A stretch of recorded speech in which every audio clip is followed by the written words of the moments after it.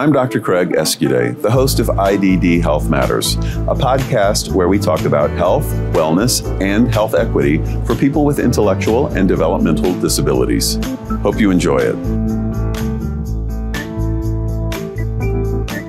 So welcome to IDD Health Matters. Today, I have with me Maria Saladino. Maria, welcome. Thank you.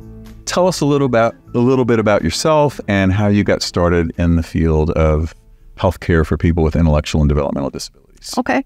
I've been a registered nurse since 2001. When I initially went into nursing, I thought that midwife was going to be my path. And so I went directly into newborn nursery and mother-baby maternal nursing and found out after about 10 years that was not where I was supposed to be. I felt like there was something that needed my attention much more than mothers and babies. So I went to med-surg thinking maybe that was it.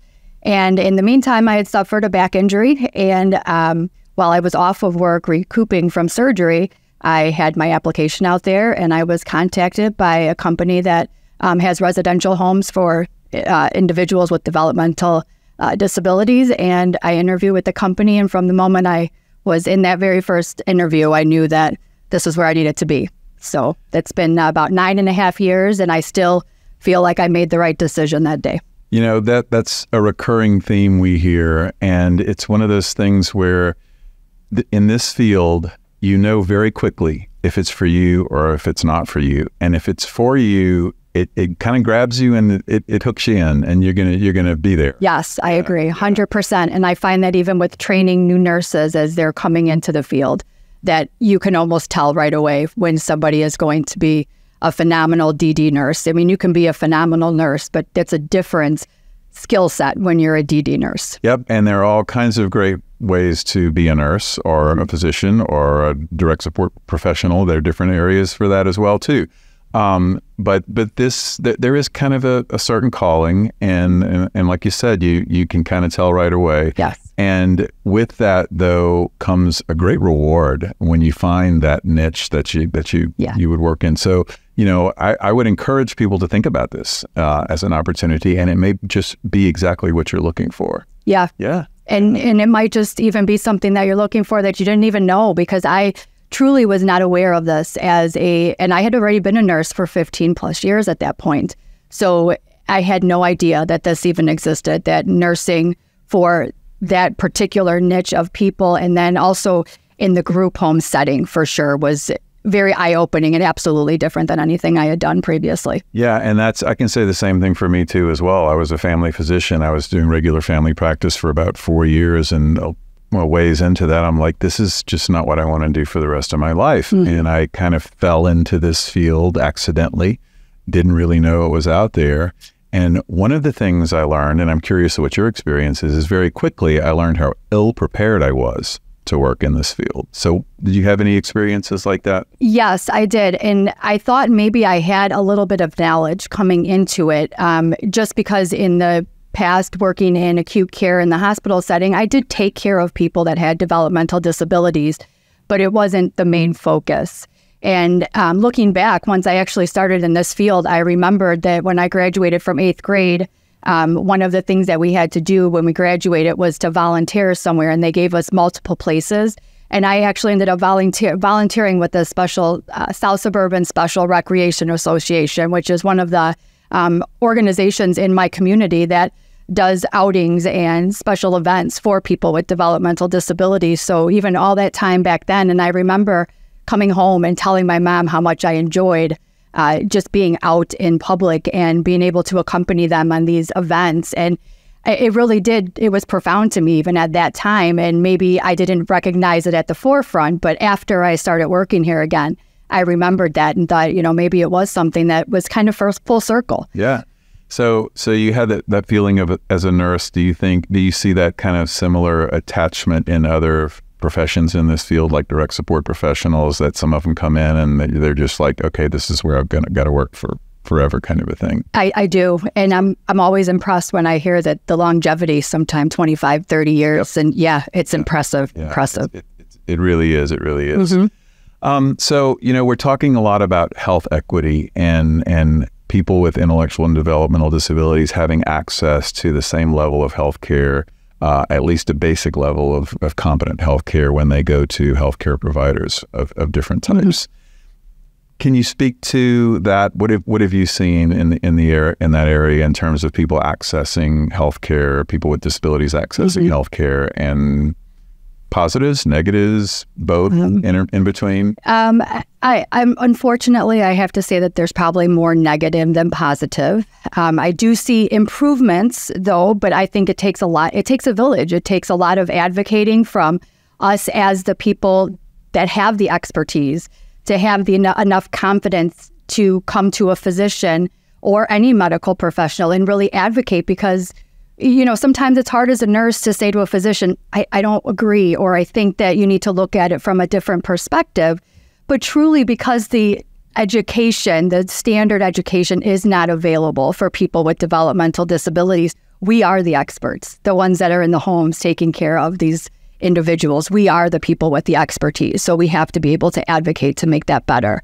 Yeah, I get that as well. And I learned that the hard way, or I learned how to provide healthcare to people with IDD. I would call it the hard way, or the long road. I learned it from nurses who had been working in the field for many years that I was so thankful for when I started working, as a medical director of an intermediate care facility. I was so glad they were there, because it was like, okay, I have the interest and I have the desire, but I don't have the understanding of some of the things that I'm seeing. And how behaviors, one of the big things, how behaviors are often signs of some underlying medical condition. Yes. And so often we think about it as, it's just what a person with an intellectual disability does. And we blame it on the disability without ever looking for a treatable cause. And that person goes on suffering. Yes. And that term, I'm sure you're familiar with it, it's called diagnostic overshadowing, where we blame or not say blame, but we attribute a certain sign or symptom to the person's other diagnosis, like a disability, without looking for other causes.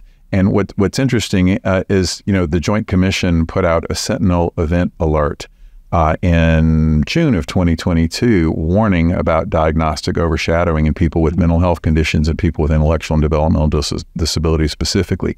And that actually was exciting to me, because it means people outside of this field are starting to get it, and they're starting to recognize that we probably could do better with training and education. And that sounds like something you feel pretty strongly about as well, too. Especially for the psychiatric portion of that. When I first came into this job, again, I didn't have a ton of experience in this field, and definitely did not have the experience with mental health. And I have a story that I'll share with you that was my aha moment once I actually understood what my role and what truly being an advocate for my individuals meant. I had a elderly, she was probably in her 60s at this point, who was living in one of our homes, and it was the summertime. It was a year where we had a ton of rain in the area that I lived. So we had a river nearby this home, and the river would flood a lot during this time. And so the trees were covered with moss, like a tree looks. And so this particular individual had been taken to the doctor and told the doctor that she saw alligators in a tree. So the doctor put her on an Exelon patch for this. And I agreed to it. I was part of that community support team, and not understanding my role, I had agreed, yes, let's try this medication. So the next time she went, they upped her dose.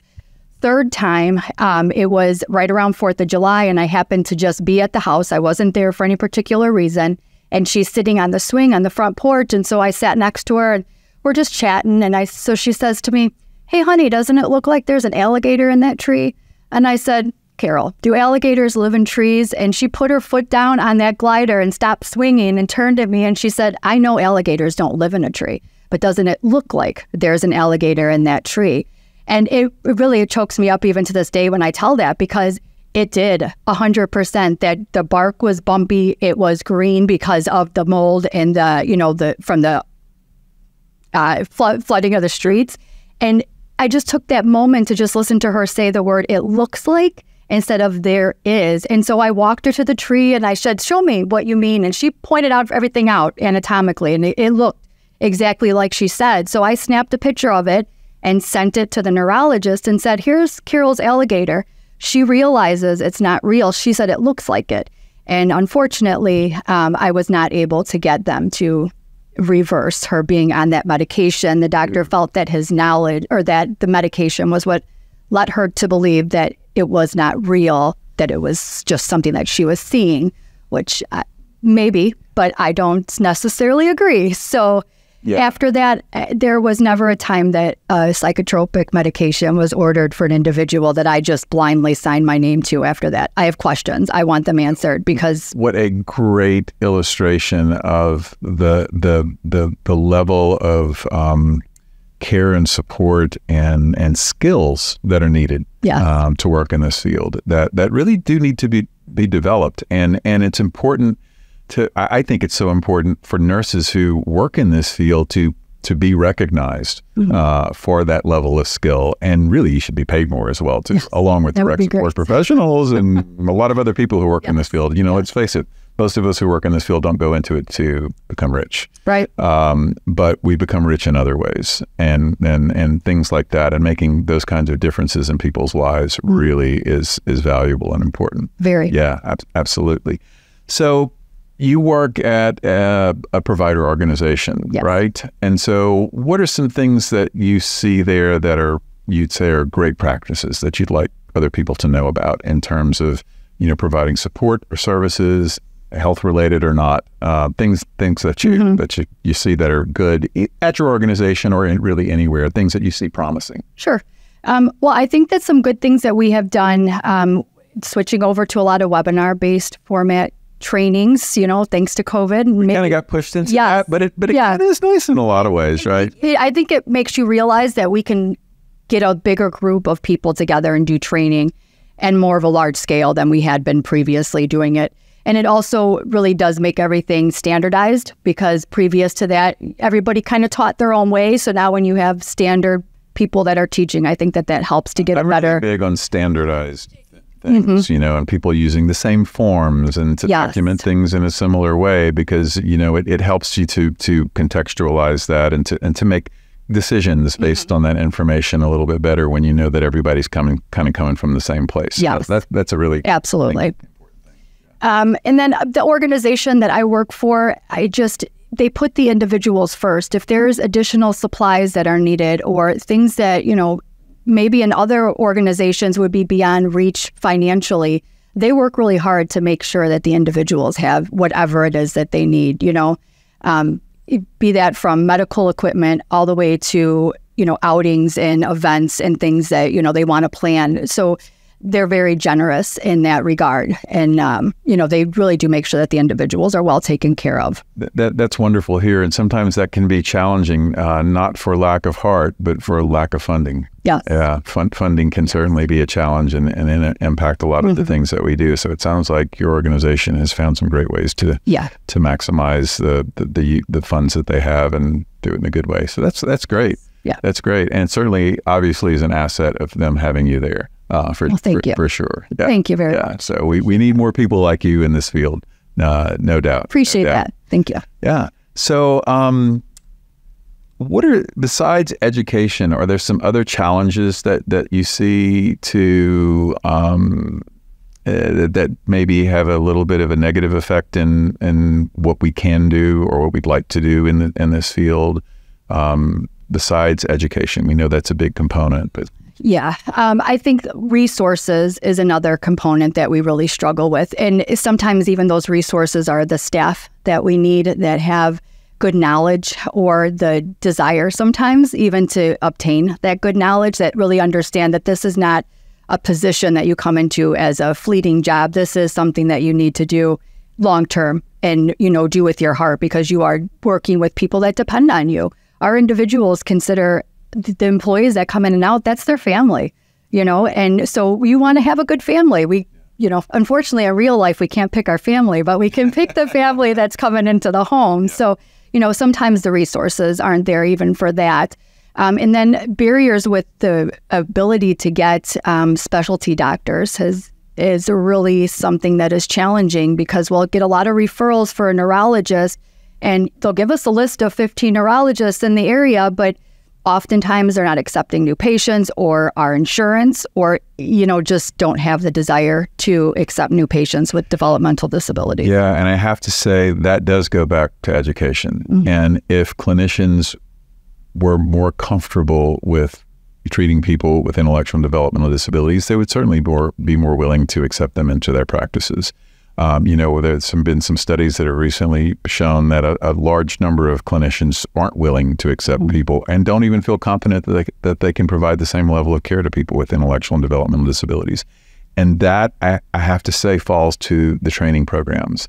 I'm a big advocate for training our healthcare providers of all levels about IDD healthcare, and it's something that we really need to continue to work towards and push towards. So we do a little thing here called 3 and 3. Okay. So it's 3 things that you would want to tell listeners that they can get involved in, that they can do, that they can work towards, that they can put some energy into, that would have a positive impact on health, wellness, lives, the supports and services, whatever you want to frame it. So 3 things that you can point people towards, or to think about, or to work towards, and you have 3 minutes to do it. Okay. All right. That's a lot of pressure. Okay. So the first thing... Don't feel pressured. I'm not going to even keep time. Oh, good. The first thing is to find some place to volunteer. I think that even just knowing that there are these organizations in your community, it would be a huge asset. So volunteer, go in there and find out if they're doing events. We can always use volunteers to even come into the homes and do programs with the individuals. So volunteering, finding those organizations, I think would be a great thing. Special Olympics is another huge one that is such a great organization to get involved with. And I think that from there, you can really make some connections and build some bonds with people that could be lifelong. That's 2, right? I could use that as 2. Okay. That's 2. All right. One more. Let's see. Government related, local, state, national. Yes. Getting in and right into your Congress people and making sure that they're aware as well of the struggles that we have in group homes, especially if you are touched by somebody in your lives that struggles and that has had developmental disabilities or an intellectual disability who you've noticed that has struggled with these things. It's great to be that advocate. So if you can write to the local business or the politicians and have that discussion, I think that that's a big one too. Well, those are 3 great things. And so these are calls to action for everybody out there. Go and volunteer. Go and spend time with people with intellectual and developmental disabilities. And you'll learn that they are people first. Yes. And they are people with likes and dislikes and wants and needs and desires, just like everybody else. Absolutely. They may express things differently, but it will add value to your life. I will say that. Absolutely. So, Maria, is there anything else you'd like to add today? I would just say that truly, I don't think that you will ever be upset that you got involved in a organization that takes care of people with developmental disabilities. There's never a day that goes by that I'm not smiling from something that happened at work. Even if I've had the worst day, I honestly will stop at one of my homes on my way out of town just to see somebody that makes me smile, because it's genuine. They're happy to see you. They genuinely appreciate what is, given to them. Anything that we're doing with the individuals, they're always so appreciative of. So it's, real genuine connections that you make. Well, Maria, thank you so much for sharing your stories. They were very heartwarming and touching, and I believe it will impact people that are watching out there. Thank you. So thanks for sharing. You're welcome.